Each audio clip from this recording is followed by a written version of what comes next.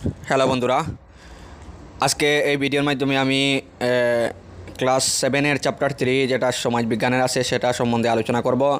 এখানে দেওয়া আছে পৃথিবীর উপরিভাগ এবং এর পরিবর্তন। অর্থাৎ পৃথিবীর উপরিভাগ বলতে আমাদের ক্রাস্ট, পৃথিবীর উপরিভাগে যে ক্রাস্ট আছে ক্রাস্টের উপরিভাগ মানে বায়ুমণ্ডল যেটা আছে সেটা সম্বন্ধে এই ভিডিওতে আলোচনা করব এবং এর পরিবর্তন বা এর পরিবর্তন কীভাবে হচ্ছে এটা সম্বন্ধে আমরা জানব। তো চলো দেখে নেই কী লেখা আছে।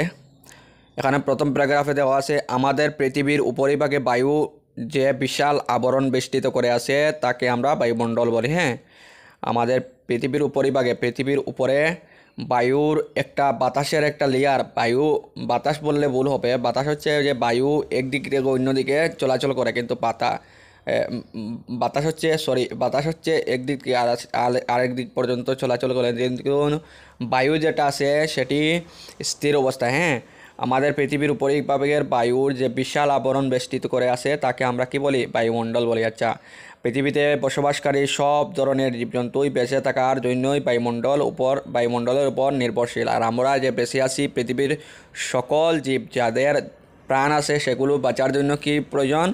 বায়ুমণ্ডলের প্রয়োজন। হ্যাঁ, আচ্ছা, এরপরে দেওয়া আছে বায়ুমণ্ডলের গঠন। আচ্ছা, বায়ুমণ্ডল কিভাবে গঠিত হয়েছে? হ্যাঁ, আগের শ্রেণীতে তোমরা ইতিমধ্যে পেয়েছো যে আমরা শ্বাস নেওয়ার সাথে যে বায়ু গ্রহণ করি সেটা আসলে কয়েকটি গ্যাসের সমষ্টি। আগের শ্রেণীতে, অর্থাৎ এর আগের যে শ্রেণী বা ক্লাস 6 তুমি পেয়েছো।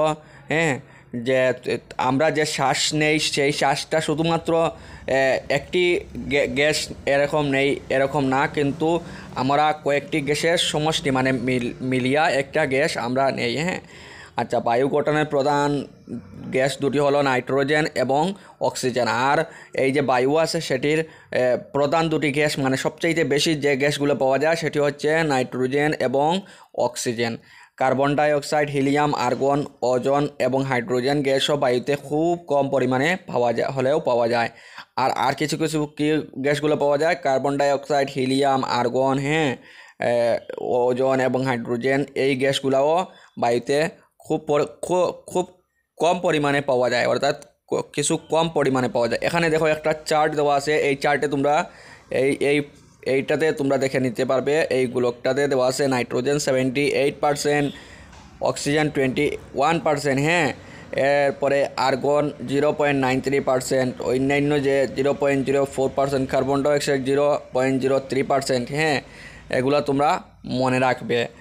আর পিছনে চলে যাই, এই গ্যাসগুলোর উপরে বায়ুতে ক্ষুদ্র ক্ষুদ্র ধূলিকণা এবং ধোঁয়াশাও মিলে থাকে। আর এই গ্যাসগুলো শুধুমাত্র গ্যাস হিসাবে থাকে না, এর সাথে কি থাকে?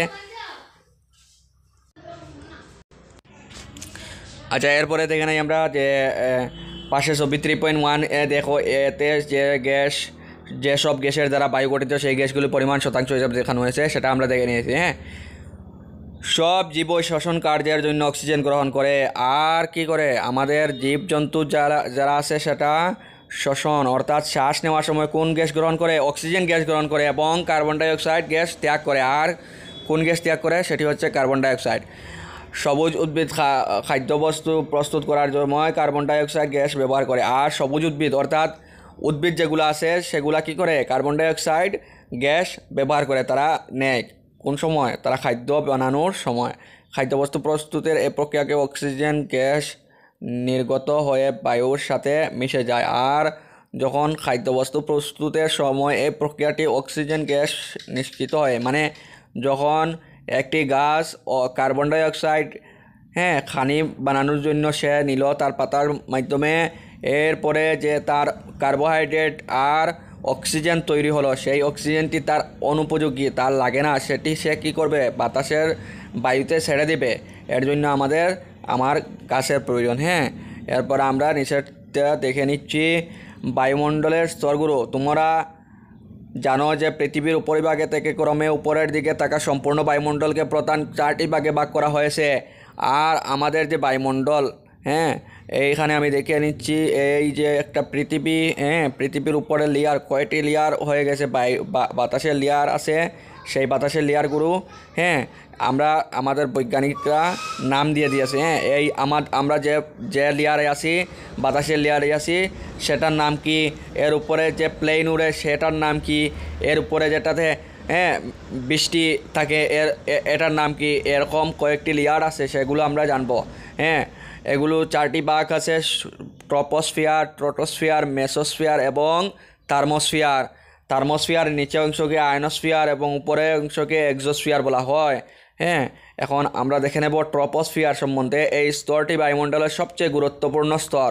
হ্যাঁ ট্রপোস্ফিয়ার যে স্তর আছে সেটি বায়ুমণ্ডলের জন্য বলেছে যে খুবই গুরুত্বপূর্ণ। আমরা দেখে নেই কিসের জন্য গুরুত্বপূর্ণ। এটি গড়ে 12 কিলোমিটার উচ্চতা পর্যন্ত বিস্তৃত হয়েছে, আর এটি আমাদের পৃথিবীর স্তর যেটা আছে সেটি থেকে 12 কিলোমিটার উপর পর্যন্ত এই লেয়ারটা আমরা পাবো, এই বায়ুর লেয়ারটা আমরা পেতে পারবো। এই স্তরটিকে বৈশিষ্ট্য হলো এটির উচ্চতা বাড়ার সঙ্গে সঙ্গে বায়ুর উত্তাপ কমতে থাকে।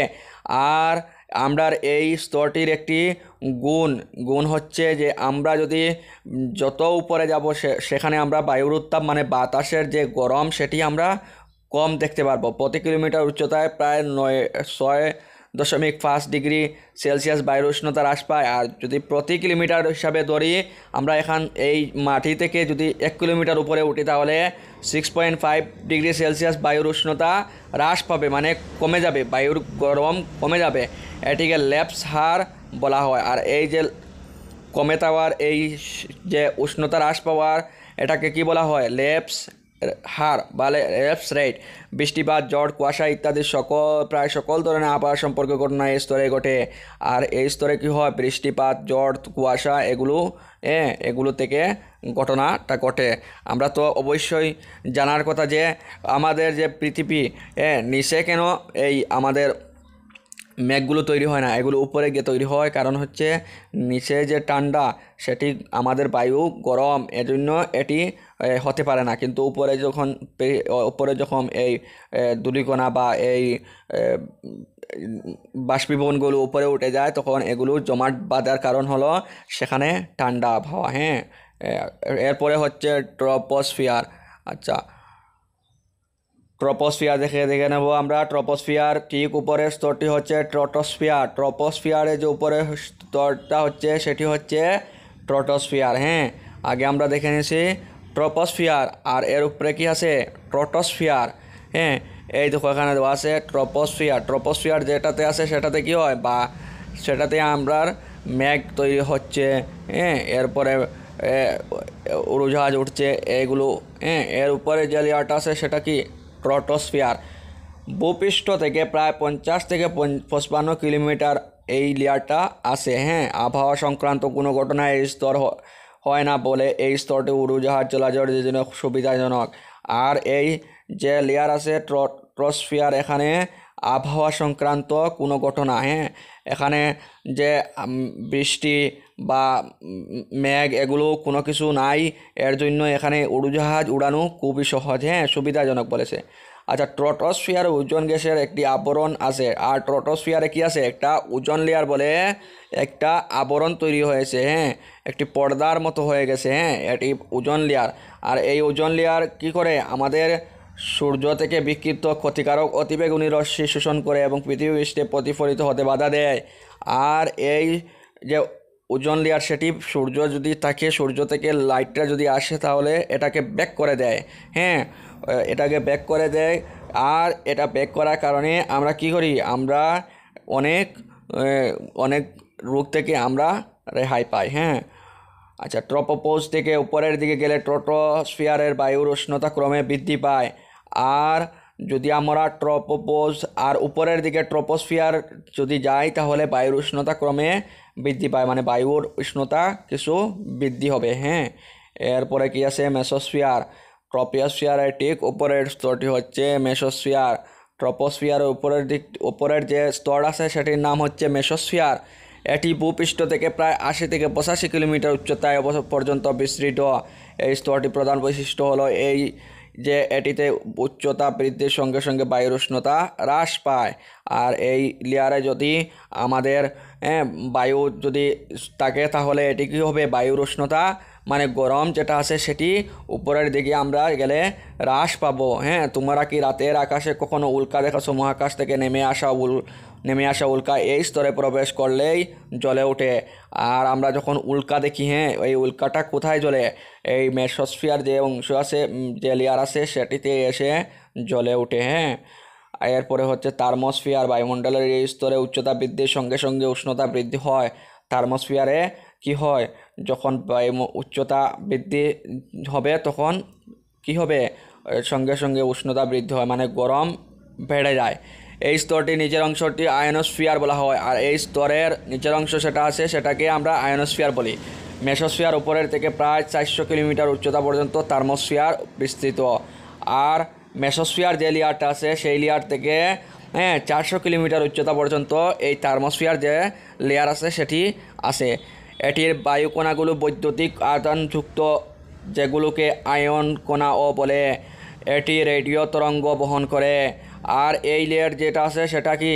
সেটাকে বৈদ্যুতিক আধানযুক্ত, হ্যাঁ, বিদ্যুতিক আধানযুক্ত বা যেগুলোকে আয়ন কণাও বলা হয়। আর এই যে থার্মোস্ফিয়ার যে লেয়ার আছে সেই লেয়ারের কারণেই আমরা পৃথিবীতে, হ্যাঁ, কি পৃথিবী থেকে পাঠানো রেডিও তরঙ্গ এই স্তর পুনরায় পৃথিবীতে পাঠিয়ে আমাদের রেডিও অনুষ্ঠান শুনতে সাহায্য করে। এই যে আমরা মোবাইল বা টেলিভিশন যেগুলো দেখি সেগুলো কোন লেয়ারের কারণে? থার্মোস্ফিয়ার লেয়ার কারণে। এটাতে আমরা কোনো কিছু পাঠালে সেটা আবার আমাদের পৃথিবীতে ফিরিয়ে দেয়। হ্যাঁ, এই স্তরে বায়ুর উষ্ণতা প্রায় 1650 ডিগ্রি সেলসিয়াস পর্যন্ত বৃদ্ধি পায়। আর এই স্তরে বায়ুর গরম যেটা আছে 1650 ডিগ্রি পর্যন্ত হয়ে যায়। আয়নোস্ফিয়ারের উপরের অংশকে এক্সোস্ফিয়ার বলা হয়। আর আয়নোস্ফিয়ার যে লেয়ার আছে সেটির উপরের অংশ যেটা আছে সেটি এক্সোস্ফিয়ার। হ্যাঁ, এই স্তরটি বায়ুমণ্ডলের 400 কিলোমিটার উচ্চতা থেকে 10,000 কিলোমিটার উচ্চতা পর্যন্ত বিস্তৃত। এখানে বায়ু একেবারে হালকা। এই স্তর থেকে হিলিয়াম ও হাইড্রোজেনের মতো হালকা গ্যাস মহাকাশে বিলীন হয়ে যায়। আর এক্সোস্ফিয়ার যে লেয়ার আছে সেখানে বায়ুমণ্ডল 700 কিলোমিটার থেকে 10,000 কিলোমিটার পর্যন্ত আছে, কিন্তু এখানে বায়ু বা বাতাস একেবারে হালকা। আর এই স্তর থেকেই আমরা হিলিয়াম এবং হাইড্রোজেন, এই হালকা যে গ্যাস আছে সেগুলো মহাকাশে বিলীন হয়ে যায়। আর এখান থেকে আমরা আর হিলিয়াম আর হাইড্রোজেন পাবো না। এরপরে দেওয়া আছে আবহাওয়া এবং জলবায়ু সম্বন্ধে দেখে নেই। বায়ুমণ্ডলের তাপ, চাপ, আর্দ্রতা, বায়ু, বৃষ্টিপাত ইত্যাদি সম্মিলিত অবস্থাকে একটি নির্দিষ্ট সময়ের আবহাওয়া বলতে পারি। আবহাওয়ার এই উপাদানগুলোর তথ্য এবং চারিত্রিক বৈশিষ্ট্যগুলি বিশ্লেষণ করে আমরা আবহাওয়ার পূর্বাভাস দিতে পারি। খবরের কাগজ, রেডিও এবং টেলিভিশন, তোমরা নিশ্চয়ই এই ধরনের আবহাওয়া পূর্বাভাস শুনেছ। ঠিক সেভাবে একটি অঞ্চলের বা রাজ্য বা দেশ ইত্যাদি প্রায় 30 থেকে 50 বছরের আবহাওয়া গড় অবস্থাকে সেই অঞ্চলে জলবায়ু বলা হয়। আমরা যদি বায়ুমণ্ডলের তাপ বা গরম, চাপ, এবং আর্দ্রতা, আর্দ্রতা হচ্ছে এই যে কি বাতাসের সাথে জলের মিশ্রণ হয়ে থাকে, যেগুলো বায়ু, এরপরে বৃষ্টিপাত, এইগুলো সম্মিলিত অবস্থায় যদি আমরা একটা সময়ের আবহাওয়া বলতে পারবো। আমরা অনেক সময় রেডিও, টেলিভিশন এগুলোতে বলতে শোনা যায় যে আবহাওয়া ভালো এগুলো কিভাবে বলতে পারি সেগুলো বলা হয়েছে। এগুলো হচ্ছে আমাদের সেভাবে একটি দেশের একটি অঞ্চলের বা রাজ্য অথবা দেশ হতে পারে, সেটির 30 থেকে 50 বছরের আবহাওয়ার যে অবস্থা, গড় অবস্থা, সেটিকে আমরা জলবায়ু বলি। আর জলবায়ু বলতে কি বোঝো? মানে 30 থেকে 40 বছরের যে আবহাওয়ার গড় অবস্থা, সেটাকে আমরা জলবায়ু হিসেবে বলি। আবহাওয়ার এই জলবায়ু বিষয়ে ভালোভাবে বুঝতে হলে আমাদের বায়ুমণ্ডলে থাকা আবহাওয়া উপাদানগুলি বলতে হবে। আমাদের যদি ভালোভাবে বোঝার হয় তাহলে আমরা এই উপাদান যেগুলো আছে, আবহাওয়ার যে উপাদানগুলো আছে সেগুলো সম্বন্ধে আমরা জানতে হবে। প্রথমে আছে বায়ুর উষ্ণতা, মানে হচ্ছে বায়ু কতটুকু গরম হবে সেই সম্বন্ধে এখানে দেওয়া আছে। গরম বা ঠান্ডার পরিমাণে আমরা উষ্ণতা বলি। গরম বা ঠান্ডার পরিমাণকে আমরা কি বলি? উষ্ণতা। গরম বা ঠান্ডার এই পরিমাণকে আমরা উষ্ণতা বলি। তোমরা প্রতিদিন যে উষ্ণতা অনুভব করো সেটি হলো বায়ুমণ্ডলের উষ্ণতা। আর আমরা যে গরম অনুভব করি বা ঠান্ডা অনুভব করি সেটি হচ্ছে বায়ুমণ্ডলের উষ্ণতা, বায়ুমণ্ডলের উষ্ণতাকে প্রধান কারণ হলো সৌরশক্তি। আর এটার কারণ হচ্ছে কি সৌরশক্তি বা সূর্যের যে রৌদ্র সেটার কারণে। এই সৌরশক্তি ভূপৃষ্ঠে প্রবেশ করলে তাপ আপতন বলে। আর সূর্যশক্তি ভূপৃষ্ঠে প্রবেশ করাকে আমরা কি বলি? আপতন বলি। সূর্যের উত্তাপ প্রথমে ভূপৃষ্ঠের শিলামাটি ইত্যাদি উত্তপ্ত করে তুলে, তারপর ভূপৃষ্ঠ থেকে বিকিরণ হয়ে তাপ বায়ুমণ্ডলের আর্দ্রতা বাড়ায়। হ্যাঁ, যখন ভূপৃষ্ঠ হচ্ছে পৃথিবীর উপরিভাগ, আর ওখানে যেভাবে এই রৌদ্রটা এসে পড়বে, এই রৌদ্রটা এসে পড়ার কারণে এই জায়গাটা গরম হয়ে যাবে। আর এই গরম হওয়া যেটা আছে সেটি কী হবে? উপরের দিকে উঠতে থাকবে। আর উপরের দিকে উঠলে আমাদের গরম অনুভব হয়। সূর্যের উত্তাপ প্রথমে ভূপৃষ্ঠের শিলা, আচ্ছা এখানে পর্যন্ত পড়ে নিয়েছি। বায়ুমণ্ডলের একেবারে নিচের স্তর থেকে যত উপরের দিকে ওঠা যায় তত বায়ুমণ্ডলের উষ্ণতা কমে যায়। আর বায়ুমণ্ডলের আমরা নিচের স্তর থেকে উপরের দিকে উঠলে আমরা কি পড়ব? বায়ুমণ্ডলের যে উষ্ণতা সেটি কম হবে, কারণ পৃথিবীর গায়ে লেগে থাকা স্তরটি ধূলিকণা, জলীয় বাষ্প ইত্যাদি বেশি পরিমাণে থাকে এবং সেগুলো তাপ গ্রহণ করার এবং ধরে রাখার ক্ষমতা অনেক বেশি।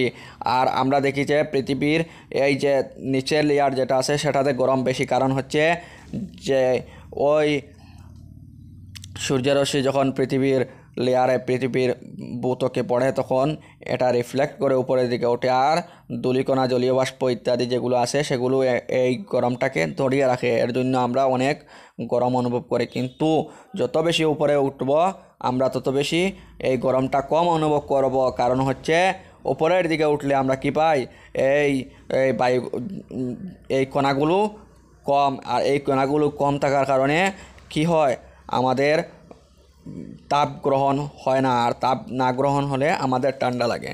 তাই বায়ুমণ্ডলের নিচের অংশের উষ্ণতা উপরের অংশের যে বেশি, আর বায়ুমণ্ডলের নিচের যে অংশগুলো আছে সেগুলির অংশের উষ্ণতা বা গরম উপরের অংশ থেকে বেশি।